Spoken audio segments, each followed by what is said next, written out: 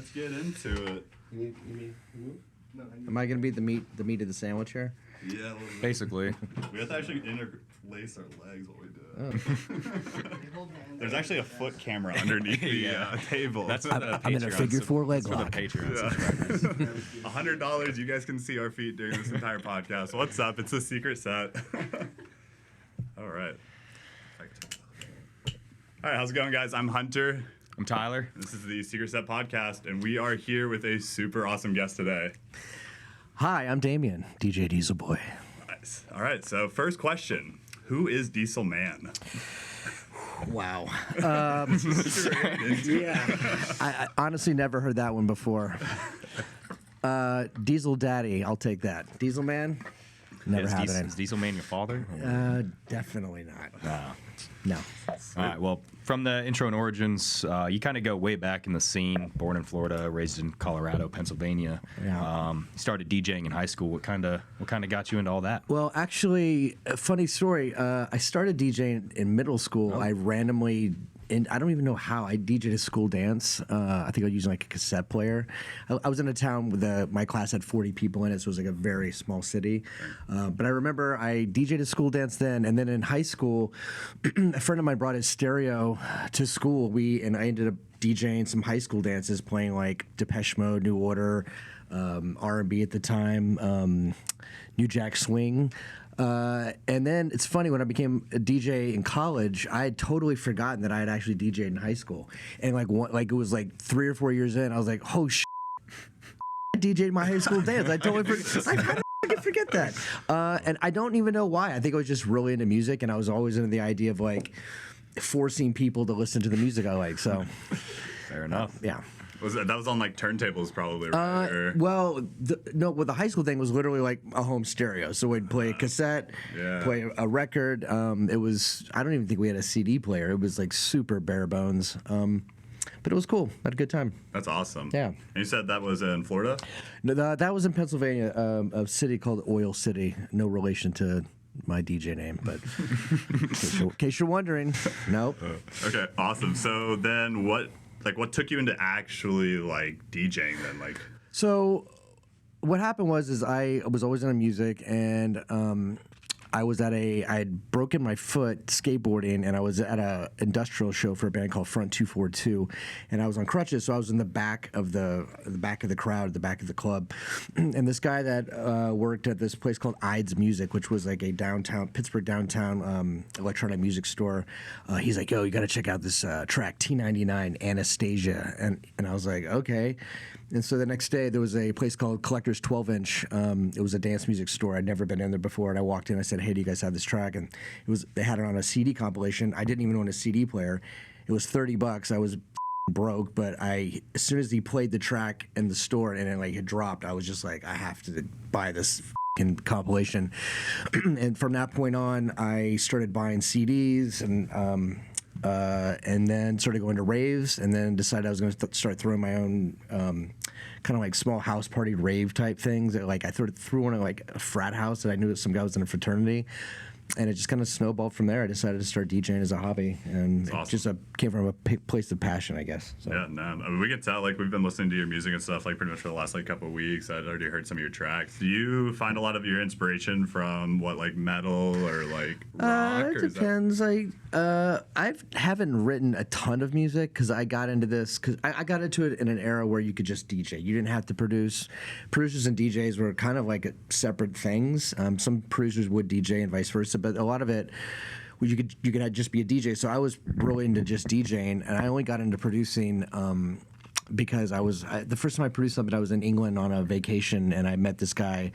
It's a long story, but I connected with this guy who goes by the name Tech Itch, and I was like, hey, let's go in the studio and write a track. I just wanted to like experience what that was like, just to see what it was like. But I've never considered myself like a big producer by any means, more of just a DJ.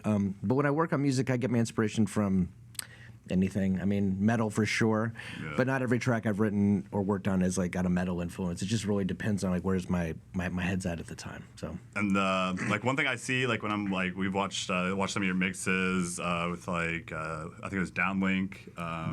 Like anytime I see those, all the comments are always like, dude, Dieselboy's like the man on the decks, like you know, like #1, like best mixer. All Oh, this I like the stuff. sound you of see this. these comments. You've probably seen them or read them, but like people always talk about that. Like what separates you that like people are so influenced by how you are on the table? Well, I mean, obviously, I'm an old DJ, so I've been doing this for 33 years at this point, and I came up, the hard way with, turntables.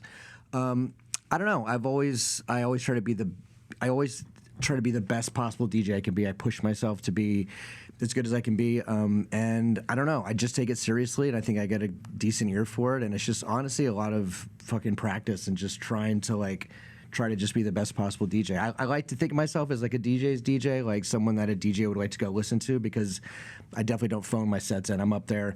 If I play an hour set, usually my mullet's wet by the end of it because I've been sweating my ass off because I'm actually putting the work in. Yeah.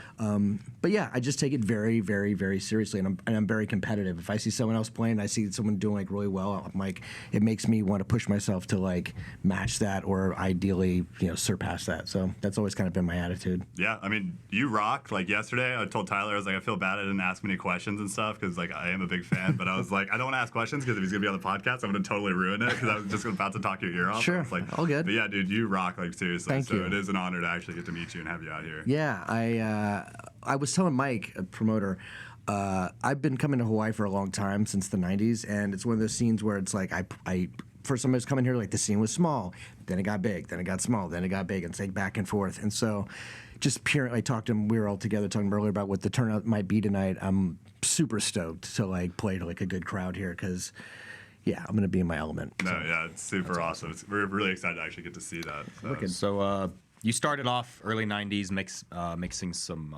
breakbeat, drum and bass before it even really exploded in the U.S. Do you think that your competitive edge is kind of what helped you break through in that area? Yeah, so when I started playing drum and bass wasn't a genre. It was basically breakbeat house, UK hardcore, whatever, 130 beats per minute. Just to clarify, what happened was I pre-World Wide Web, I was part of the online dance music community, the rave community. It was a chat forum called V-Rave. It's like a where all the ravers would go and just talk to each other. There's also SF raves, NE raves for New England raves. It was Midwest raves, MW raves, and I was very active on these mailing lists where basically you would send an email to the address and everyone on the list would get the email. It was kind of like a big chain letter type thing, really old school. But I became a known quantity on these mailing lists, and I would sell mixtapes for $5 when I was in college, and that really really helped me springboard into the rave scene more. It opened up a lot of doors via that. I think I had to get this guy Lonnie Fisher, who's a big promoter on the East Coast. He had a big party coming up, and I'd never played any of his big raves before. And he went on one of these message or these mailing lists and was like, "Hey, who should I book?" And he put the feelers out, and everyone was like, "Dieselboy." And he gave me this opportunity to play this rave, and I did well at the party. And after that, I was asked to play all the big clubs on the East Coast. And yeah, if it wasn't for that, I don't know, what would have happened. Maybe my career path would have been much slower to happen, or who knows. But yeah, I mean, but as far as being competitive, to go back to your question, I've always been competitive. I think I got the most competitive student award in 4th grade. I was just fastest kid in school. I was just always, competitive. Getting after it. That's awesome. Getting after it. So how do you feel nowadays where the competitive edge is just Tired. social media? Very tired. Yeah. How do I, you know what? Not to sound old, which I am. It's kind of I got into this because I like music. I like DJing. That's kind of it. And so now knowing that half the game is having to do all the social media stuff and all that stuff, I don't fuck with it. I don't really like it. I like to use my social media.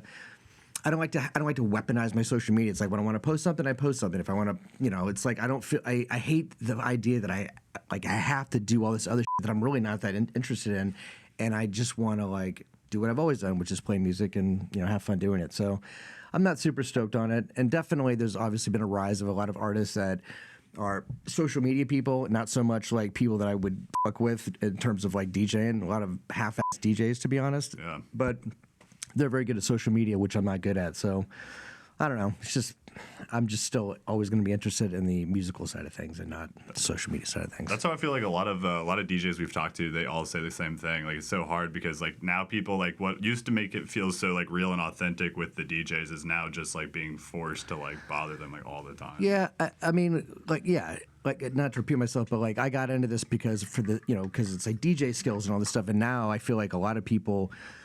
Like they don't even like the raver kids or whatever. They don't think they even understand like what I'm doing up there. And it's like I see like these DJs that are just kind of like putting a show on like visually, but they're not really doing much. And it's just kind of it's not what I'm interested in. It's kind of a bummer actually. Do you have advice for the younger guys then in this scene that want to get seen, but it's hard because like if we're not posting every day on social media, I feel like we're out of the algorithm. And Right. So what do we do? I don't know. I don't know. I mean, honestly, I mean, I don't know. If I was young at this, if I was like a kid at this point trying to come up, I would probably go all in on all the social media stuff. I would be doing all this stuff. I'm just a tired old man at this point and just not interested in that.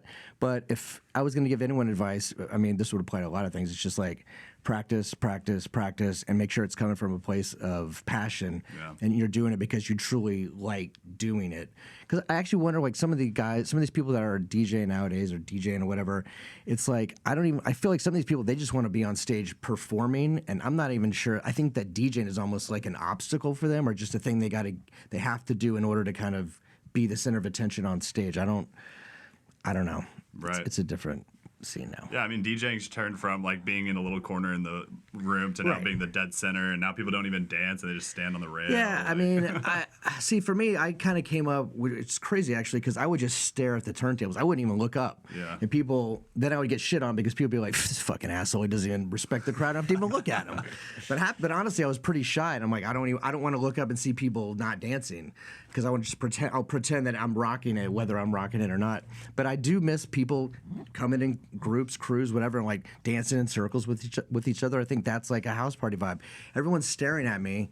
It's like it's like I'm not doing. I mean, you can't see what I'm doing. So why don't you just enjoy your time, listen to the music rather than staring at the stage? So yeah, I miss the good old days of being in the corner. That's we have one of our visuals. Like one of our visuals says, "Stop watching the visuals and dance," and that's like a classic because people just like you just see them Right on the money, exactly. just staring at it. Like that's just what people do. Yeah. But yeah, Ethan, you got any questions for him? Yeah, it sounds like you enjoy crowd watching while you play. Do you have any like memorable or wild show moments that you just witnessed from the decks? One of them. So back in the day, there was this message board called Dogs on and they started posting all these pictures of these shows that were happening in Russia at the time. This is like 2010, I think, ish, and they were like the most insane images of like these are all pure drum and bass shows, and like these f***ing insane photos, professional photos of these crazy events and lights and whatnot.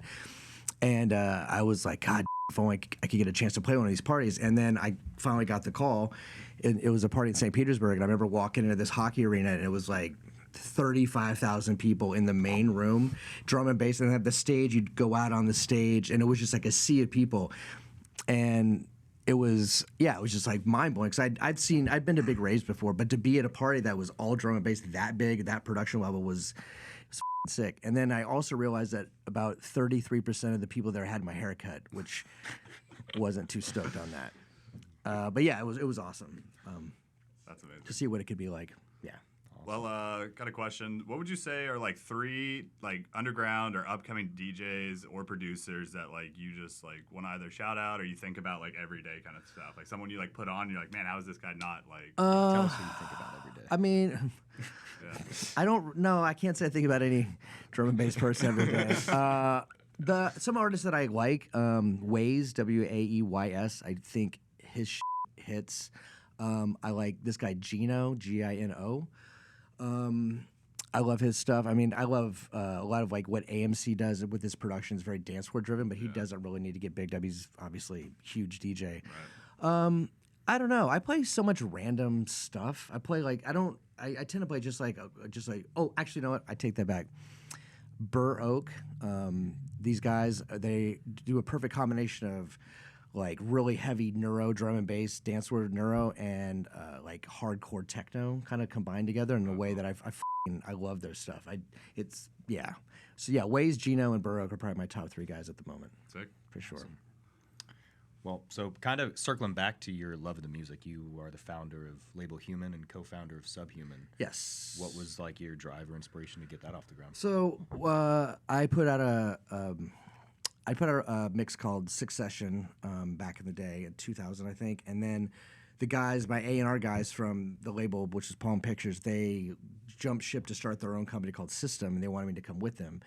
And they told me that I could have my own sub label under System if I wanted it. And so I did a CD called Project Human, and that's when I launched my label Human. And the whole purpose of that was I wanted to promote and push North American artists. That was why I did it. And I felt like I was in a position where I could, I was the guy to do that. That's why I did that. And then I started Subhuman because it's funny, this guy named Number 9, he did like a dubstep bootleg of a track on my label called Ladies Night. And I thought it was sick. And I hadn't really with dubstep up to that point because I felt it was like really deep and not really my vibe. But this remix or this bootleg was like super high energy and super aggressive, kind of like original bro step, I guess. And like I just liked the energy of it. And I was like, oh, this is dope. I want to put this out. But I didn't want to put it out on Human. It didn't really make sense. I'm like, maybe I should start a different label. So Subhuman meant sub-label of Human and also sub-bass music and then lower tempo than Human. There's like a bunch of ideas went into that name. But yeah, so I did that because I was getting into dubstep at the time. And I actually played some dubstep in my sets, which was actually kind of up because I would play like 10 minutes of dubstep at the end of my sets, and then I developed a reputation for just being a dubstep DJ, which would annoy me to no end. Like even after I stopped doing it, I did it for a couple of years. After I stopped doing it, I like for years afterwards, I'd be in the car with the promoter, and they're like, "Kids have been asking me if you're going to play any drum and bass tonight." I'm like, "What the?" That's the all. fuck, man? Maybe a little, like 50 minutes. And then people would complain about it, like, "Oh, he's turned his back on drum and bass," and I'm like, "Yo, I'm getting booked to play dubstep shows that." They're gatekeeper, like you can't get into them if you're a drum and bass guy. But I'm showing up and playing an hour and a half of drum and bass to these dubstep kids, and then a few minutes of dubstep, and it's like I'm exposing these kids to drum and bass. I thought I was actually doing kind of a good thing. Yeah, I was trying to do that, but I got so much for it that I eventually just was like, this isn't worth it. So, but yeah, it was just I did those labels because I was just wanted to put out music that I liked. And nowadays, I haven't put anything on Subhuman in a long time, but I still do Human Imprint. I have some remixes coming out as my next releases. I have a Baroque remix of Ladies Night. Baroque is remixing a track I did with Mayhem, Downlink, and Mark the Beast called Carcosa, which I'm super stoked to see what they do with that. Waze is, I think, remixing Stage Diver. Surja 9 is doing Angel Dust, and Zombie Cats are also doing Angel Dust. But those are going to be the next releases. Then after that, who knows? Right. Awesome. So, Ethan, anything else? Awesome. Well, we won't take up any more of your time, and then we're going to get up to North Shore, and you guys are going to play tonight. So, oh, yes. Time to jump in the water. Thank you guys for having me on. Appreciate it. Thank you so much. See ya.